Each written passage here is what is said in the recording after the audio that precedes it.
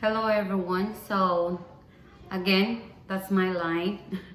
So I have to share with you also. There is another question before that I remember that she is asking me. He is asking me if I have less income here in the U.S. Can I still petition my fiancé abroad or in the Philippines or in the other country? So the answer is yes, because you can do the petition with a co-sponsorship.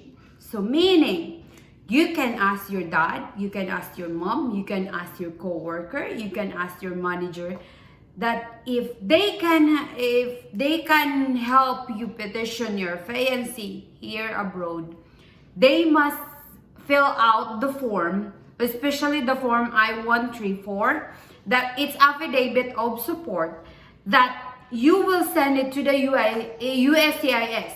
You, the main petitioner who can't afford to petition your fiancé, you will make an affidavit of support, and also your co-petitioner to petition your fiancé here in the US. So if you have debts, if you have less income, the answer is yes, you can still petition your fiancé. But you make sure that you have your 1040. So you should send to your application to the USCIS your 1040 or your ITR 1040, which is recent, which is 3 years. For example, 2017, 2018, and 2020 ITR or 1040, or your W2 or wage 2, which is 2017, 2018, and 2014. If you have all of that, make sure that you have 3 years of your ITR and W2, which is recent, including your co-sponsor. So make sure, if you want to petition your fiancé or your wife, make sure that you have all those, because it based on your income. It's hard if you're going.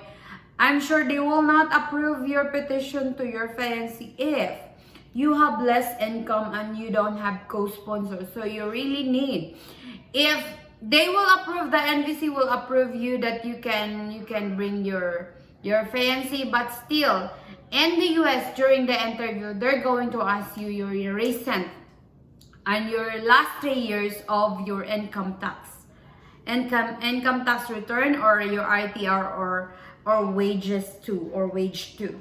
So all you have to do is get a co-petitioner with their W2 and ITR, and also they need to sign their affidavit of support, which is the I-134. So you have to send the W2 of yours, and also the ITR of yours, and also the W2 of your co-petitioner, and also the I-134 also of your co-petitioner. So make sure that there is a signature of it, because if not, like for example, in our situations before, the income of my husband is enough, but make sure you sign it there. Signature is very important for those I-134 or petitions, because if you petition, you need to have your I-134, you need to have your ITR, you need to have your wage or W2, because you're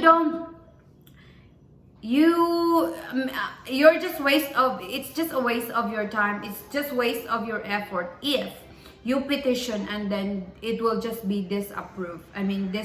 So being a petitioner and also a beneficiary, it's a hard time for you all if you petition and you're waiting for a long time and then later on you will just deny. No, you should do something for it. If you feel like you have debts and you have a lot of debts from your credit or your